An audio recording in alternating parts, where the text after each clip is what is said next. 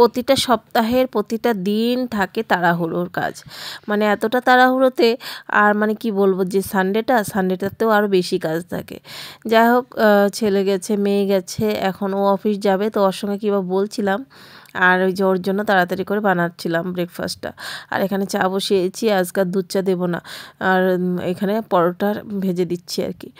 তো যাই হোক, চলো দেখতে থাকো, ব্লগটা ভালো লাগবে আশা করছি। গুড মর্নিং বন্ধুরা, welcome back to the channel. আশা করছি সবাই খুব ভালো আছে, সুস্থ আছে, আমরা ভালো আছি। আবার নিয়ে চলে এলাম একটা নতুন ব্লগ। দেখতে থাকো আজকে ব্লগটা, আশা করছি তোমাদের খুব খুব খুব ভালো লাগবে। তো চলো আজকে এই সুন্দর দিনটাকে তোমাদের সঙ্গে শুরু করা যাক। বানিয়ে নিলাম এখানে পরোটা, আলু ভাজি তো সকালে ভেজেছিলাম, আর এখানে যে টক দই, তো এটাই ব্রেকফাস্টে দেবো। পরোটার সঙ্গে কিন্তু টক দই খেতে বেশ ভালোই লাগে।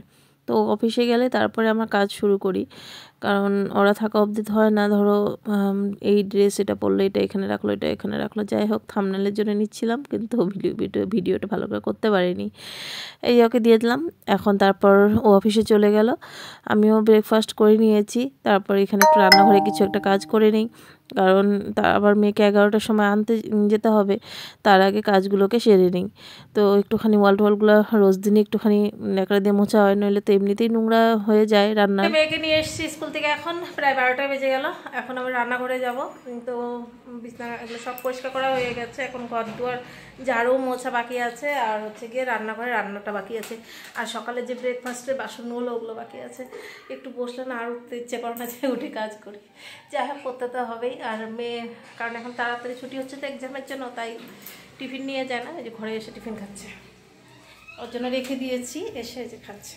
চলো সব রেডি করে নিই, কী রান্না করি না করি পরে কথা হচ্ছে। মাম্মাকে নিয়ে আসার সময় নিয়ে এসেছি পনির, কারণ ডাল ফ্রাই বানাবো, ওইটা আবার মাম্মা তো পছন্দ করে না। এক একজনের এক এক টাইপের রান্না করতে হয় এক একজনের জন্য। যাই হোক, বানাবো কড়াই পনির, তো ভাবলাম তাহলে তোমাদের সঙ্গে শেয়ার করি। সেই জন্য এই তো দেখো, পনিরের মধ্যে নুন দিয়ে মেখে নিলাম, আর এখানে তো হলুদ টলুদ কিছুই দেবো না। যাই হোক, নুন দিয়ে মেখে নিয়েছি। এখানে ক্যাপসিকাম, তারপর হচ্ছে গিয়ে ক্যাপসিকাম, পেঁয়াজ, এগুলো সব কেটে নিয়েছি। আর এখানে দেখো এলাচ, 2টো শুকনো লঙ্কা, একটুখানি মিষ্টি সস, তার সঙ্গে একটুখানি জিরে, একটুখানি ধনে। তো এগুলোকে একটুখানি হালকা গরম করে নেব ভাজার জন্য। কড়াই পনির বানাবো যেহেতু, সেই জন্য এই মশলাটা মানে দরকার আর কি, দিতে হবে, তাহলে মানে কড়াই পনিরটা ভালো লাগবে। এই মশলাগুলো সবার ঘরে অ্যাভেলেবেল থাকে, মৌরি সস, জিরে, তারপর হচ্ছে গিয়ে ধনে, শুকনো লঙ্কা।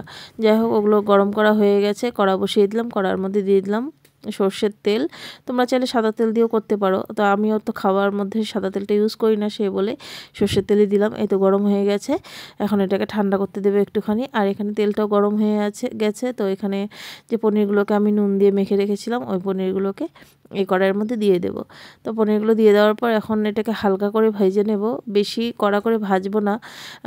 এইসব রান্নায় না পনিরটা যদি কড়া করে ভাজা হয়, তাহলে কিন্তু পনিরটা খেতেও স্বাদ লাগে না, আর পনিরের ভিতরে যে মশলাগুলো ঢুকবে ওটা বেশি ভালোভাবে ঢুকতে পারে না, সেই জন্য হালকা ভেজে নেব। যাই হোক, পনির ভাজা হয়ে গেছে, নামিয়ে নিয়েছি। তারপর আবারও তেলের মধ্যে দিয়ে দিয়েছি এলাচ আর দারচিনি, সামান্য তেল, কারণ এখন এগুলোকে একটু ভেজে নেব। পেঁয়াজ, টমেটো, আদা, রসুন, দেখলে কী কী দিয়েছি, আর কয়েকটা কাঁচা লঙ্কা কুচিয়ে দিয়েছি। তো এগুলোকে হালকা ভেজে নেব। আরেকটা দিয়ে দিলাম কয়েকটা কাজু বাদাম। এগুলোকে একটু ভেজে নিয়ে একটুখানি নুন দিয়ে দেবো, যাতে টমেটো এগুলো সব একটু নরম হয়ে যায়, সেই জন্য। তো হালকা ভেজে নামিয়ে নেব, এগুলোকে পেস্ট করার জন্য ঠান্ডা করতে দেব। তো দেখো, তারপরে যে আমার এই গুঁড়ো, প্রথমে যে মশলাগুলো গরম করে নিয়েছিলাম, ওই মশলাটাকে গুঁড়ো করে নিলাম। আর এখানে দিয়ে দিলাম কড়াইয়ের মধ্যে আবারও তেল, আর ক্যাপসিকাম, পেঁয়াজ, আর হচ্ছে গিয়ে টমেটো, একটু টমেটো নিয়েছিলাম, তো ওই টমেটোটাও দিয়ে দেবো। এটা একটু পরে দেবো, এটা একটুখানি নাড়াচাড়া করে তারপরে যে টমেটোটা দিয়ে দিলাম। এগুলোকে একটু হালকা করে ভেজে নেব। কড়াই পনিরের মধ্যে ক্যাপসিকাম আর পেঁয়াজটা এভাবে কিউব কিউব করে কাটতে হবে। তো দেখো, ভাজা হয়ে গেছে, সুন্দর, নামিয়ে নিলাম। আমি কিন্তু নুন দেইনি, ওই ভাজাতে যদি নুন দেওয়া হয় তাহলে নুন দিলে এমনিতে গলে যাবে, আর গলে গেলে তখন ভালো লাগবে না, তাই কিন্তু আমি নুন ছাড়াই ভেজেছি, দেখেছই। কড়াইয়ের মধ্যে দিয়ে দিলাম ঘি, আর তোমরা ঘি সাদা তেল মিক্সড করেও দিতে পারো। আমি একটু সাদা তেল দিয়ে দিলাম ঘিয়ের সঙ্গে, সর্ষের তেলটা আবার ঠিক যায় না, আমার কাছে ভালো লাগে না, তাই বলে সাদা তেল দিলাম। তোমরা চাইলে খালি ঘি দিয়েও করতে পারো। ওই যে পেঁয়াজ, রসুন, তারপর হচ্ছে গিয়ে টমেটো, যেটা আমি হালকা ভেজে নামিয়ে নিয়েছিলাম, ওটাকে পেস্ট করে ওটাকে দিয়ে দিলাম। তার মধ্যে দিলাম একটু ধনে গুঁড়ো আর লঙ্কা গুঁড়ো, সামান্য হলুদ গুঁড়ো। ব্যাস এখন মশলাটাকে সুন্দর কষে নেব। যতক্ষণ না তেল ভেসে উঠছে ততক্ষণ আমি মশলাটাকে কষাবো। এই কড়াই পনিরটা একদমই সিম্পল, খেতেও কিন্তু বেশ ভালো লাগে।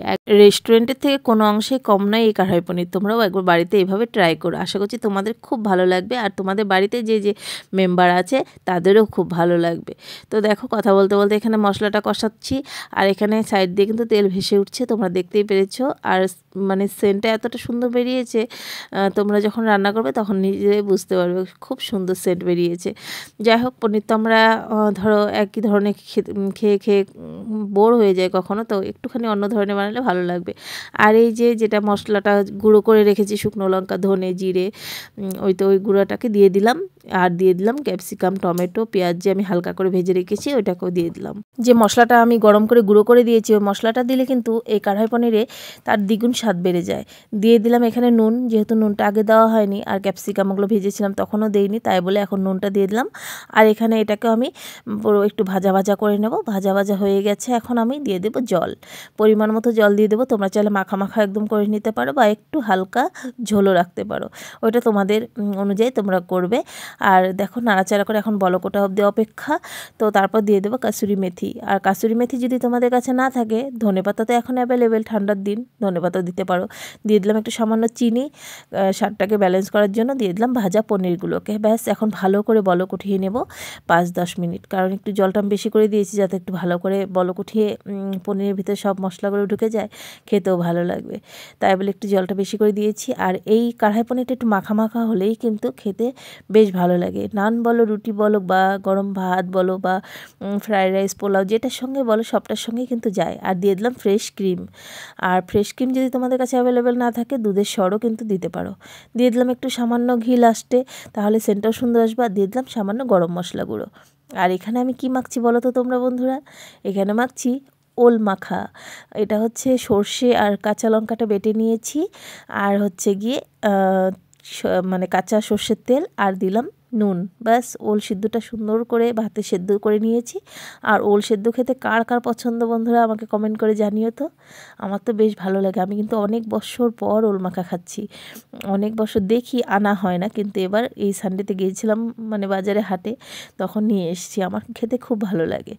যাই হোক চলো, মাখা হয়ে গেছে। আর এখানে আমি এই যে কড়াই পনিরটাও নামিয়ে নিয়েছি। একটুখানি তোমাদেরকে সামনে থেকে দেখিয়ে দিই কীরকম হয়েছে, অবশ্যই আমাকে কমেন্ট করে জানিও। একদম সিম্পলভাবে আমি তোমাদেরকে রান্নাটা করে দেখিয়েছি, যেটা রেস্টুরেন্টে না গিয়েও ঘরে বসেই কিন্তু রেস্টুরেন্টের খাবার খেতে পারো। তো এইভাবে তোমরা বানিয়ে খেও, আর বাড়ির মেম্বারদেরকে খাইয়েও খুশি করাতে পারো। সত্যি অসাধারণ লাগে এই কড়াই পনির রেসিপিটা খেতে, যেটার সঙ্গেই হোক ওইটার সঙ্গে ভালো লাগে। রুটি, নান, পরোটা বা লুচি সবটার সঙ্গে, ফ্রায়েড রাইস, ভাত সব কিছুর সঙ্গেই ভালো লাগে। তো চলো এখন খেতে দিয়ে দিই, ওরা খেতে বসে গেছে, ওয়েট করছে। চলো, সবার খাবার দাবার হয়ে গেছে, তো এখন আমি বসে পড়েছি। প্রথমে ওল কচুটা দিয়েই মেখে খাবো। সত্যি অসাধারণ হয়েছিল ওল কচুটাও খেতে, জানো আজকের মানে খাবারগুলো দুর্দান্ত হয়েছিল যেগুলো যেগুলো বানিয়েছি। তো তোমাদের সঙ্গে সব কিছু শেয়ার করা হয়নি, এখন দেখাচ্ছি কি কি বানিয়েছি। অনেক বছর পরে ওল কচু খাচ্ছি, অনেক বছর দেখি চোখের সামনে কিন্তু কখনো আনি না, কিন্তু সেদিন এনেছি আর অনেক বছর পরে খাচ্ছি। মনে হয় তো বিয়ের আগেই খেয়েছিলাম, তারপর মনে হয় খাইনি। যাই হোক, ওই যে ডাল ফ্রাই বানিয়েছি দেখালাম, তার সঙ্গে এই যে এখানে কড়াই পনির তো তোমাদের দেখিয়েছি।